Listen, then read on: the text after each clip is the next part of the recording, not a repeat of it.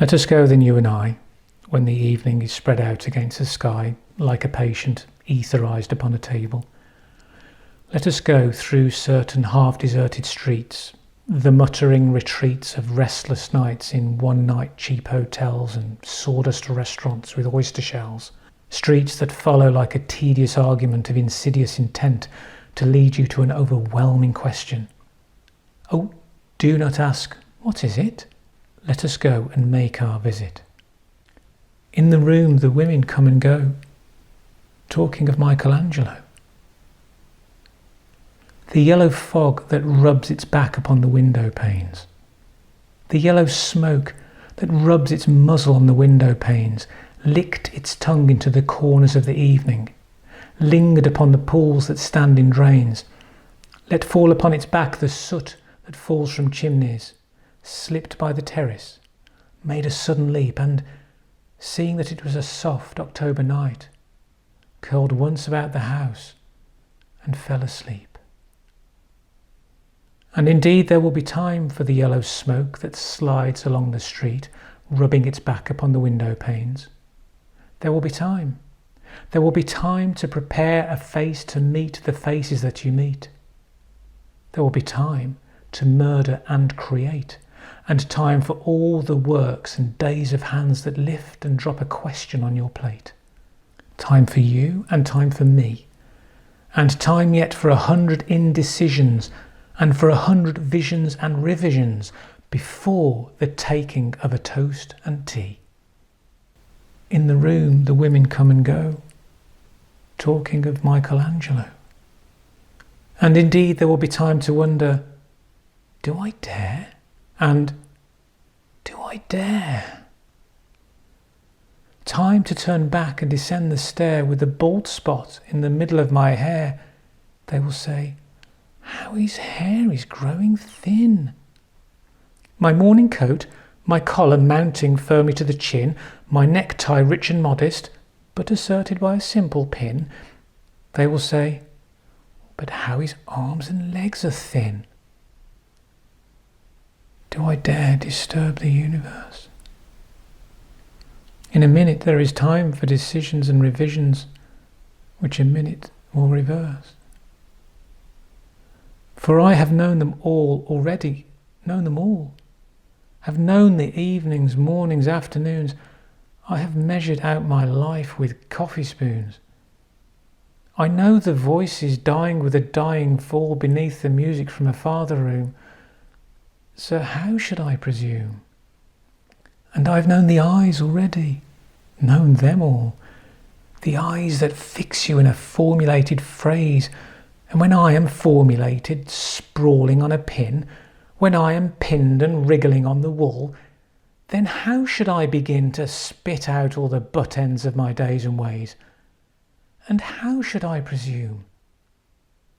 And I have known the arms already, known them all. Arms that are braceleted and white and bare, but in the lamplight, downed with light brown hair. Is it perfume from a dress that makes me so digress? Arms that lie along a table or wrap about a shawl. And should I then presume? And how should I begin? Shall I say, I have gone at dusk through narrow streets and watched the smoke that rises from the pipes of lonely men in shirt sleeves leaning out of windows? I should have been a pair of ragged claws scuttling across the floors of silent seas. And the afternoon, the evening, sleeps so peacefully, smoothed by long fingers, asleep, tired, or it malingers, stretched on the floor here, beside you and me. Should I, after tea and cakes and ices, have the strength to force the moment to its crisis? But though I have wept and fasted, wept and prayed, though I have seen my head, grown slightly bald, brought in upon a platter, I am no prophet, and here's no great matter. I have seen the moment of my greatness flicker, and I have seen the eternal footman hold my coat and snicker. And in short, I was afraid. And would it have been worth it, after all, after the cups, the marmalade, the tea, among the porcelain, among some talk of you and me, would it have been worthwhile to have bitten off the matter with a smile, to have squeezed the universe into a ball, to roll it towards some overwhelming question, to say, I am Lazarus, come from the dead, come back to tell you all, and I shall tell you all, if one, settling a pillow by her head, should say, that is not what I meant at all, that is not it at all. And would it have been worth it after all? Would it have been worthwhile after the sunsets and the dooryards and the sprinkled streets, after the novels, after the teacups, after the skirts that trail along the floor, and this and so much more? It's impossible to say just what I mean. But as if a magic lantern threw the nerves in patterns on a screen, would it have been worthwhile if one, settling a pillow or throwing off a shawl and turning towards the window, should say, that is not it at all, that is not what I meant at all? No, I am not Prince Hamlet, nor was meant to be.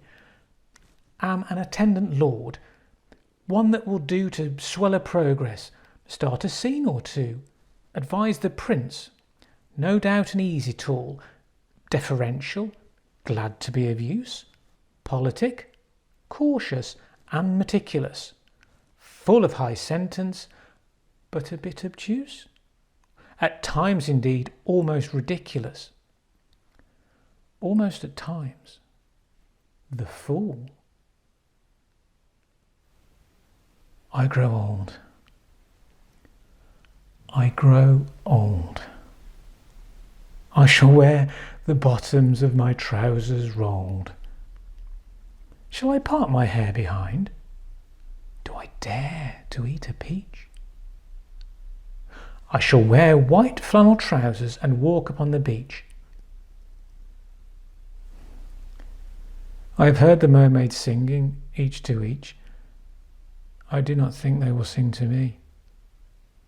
I have seen them, riding seaward on the waves, combing the white hair of the waves blown back when the wind blows the water white and black.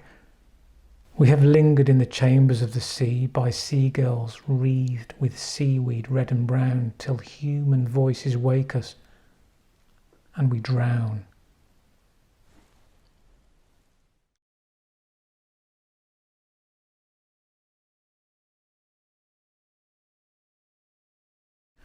Let us go then, you and I, when the evening is spread out against the sky like a patient etherized upon a table.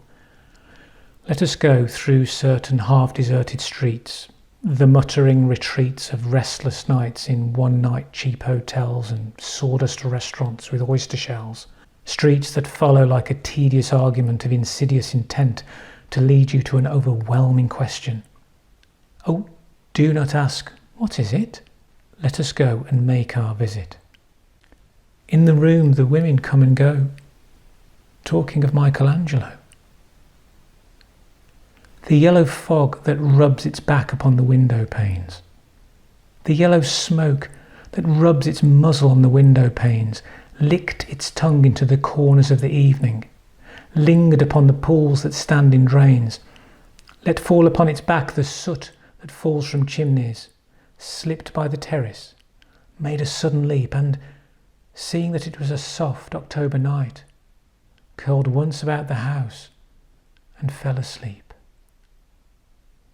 And indeed there will be time for the yellow smoke that slides along the street, rubbing its back upon the window panes.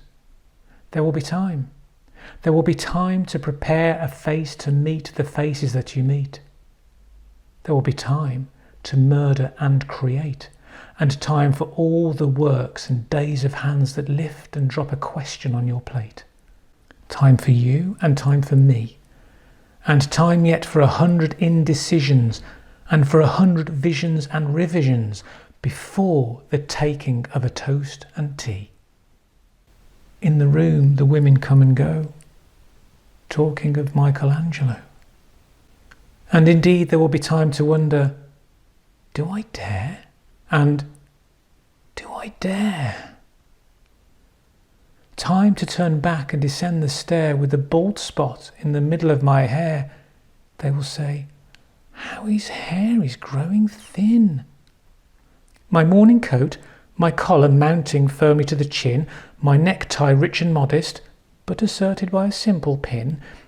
They will say, but how his arms and legs are thin. Do I dare disturb the universe? In a minute there is time for decisions and revisions, which a minute will reverse. For I have known them all already, known them all. Have known the evenings, mornings, afternoons. I have measured out my life with coffee spoons. I know the voices dying with a dying fall beneath the music from a farther room. So how should I presume? And I've known the eyes already, known them all. The eyes that fix you in a formulated phrase. And when I am formulated, sprawling on a pin, when I am pinned and wriggling on the wall, then how should I begin to spit out all the butt ends of my days and ways? And how should I presume? And I have known the arms already, known them all. Arms that are braceleted and white and bare, but in the lamplight, downed with light brown hair. Is it perfume from a dress that makes me so digress? Arms that lie along a table or wrap about a shawl.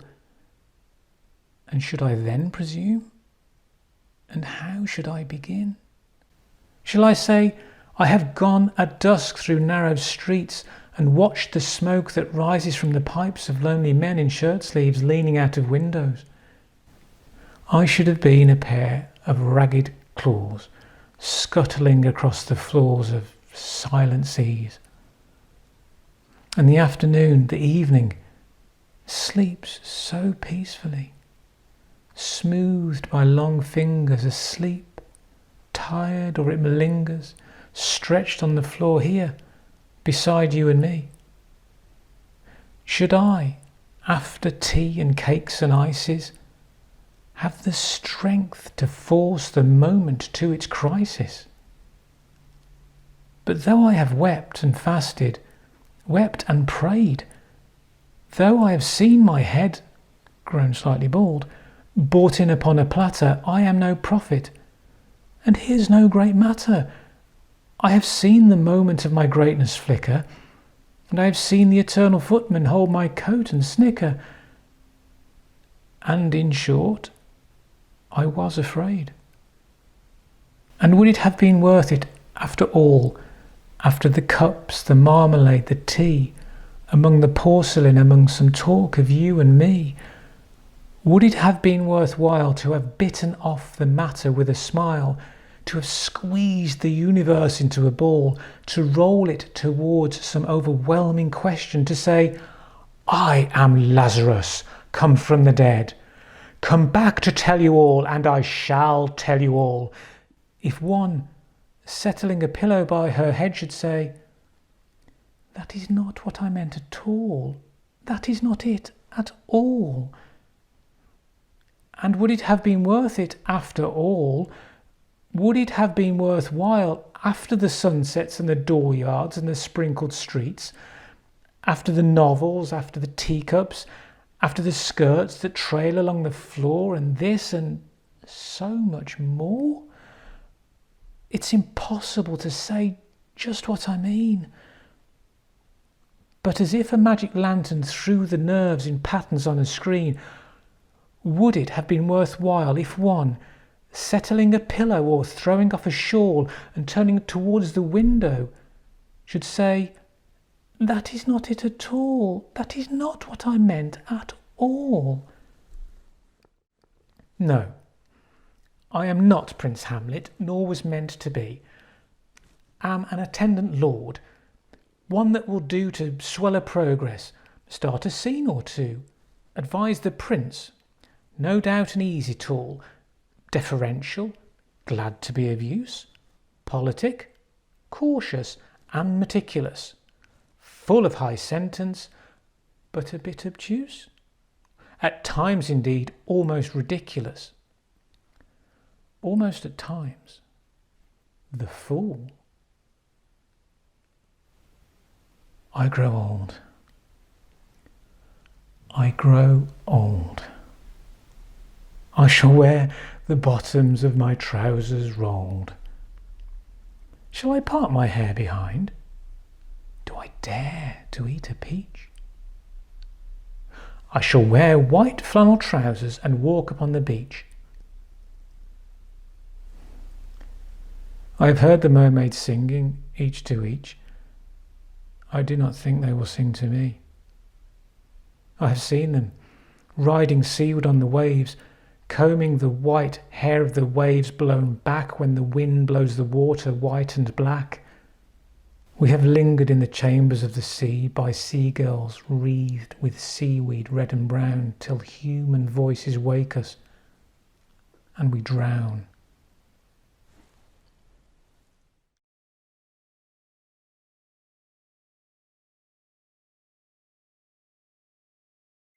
Let us go then, you and I, when the evening is spread out against the sky like a patient etherized upon a table. Let us go through certain half-deserted streets, the muttering retreats of restless nights in one-night cheap hotels and sawdust restaurants with oyster shells, streets that follow like a tedious argument of insidious intent to lead you to an overwhelming question. Oh, do not ask, what is it? Let us go and make our visit.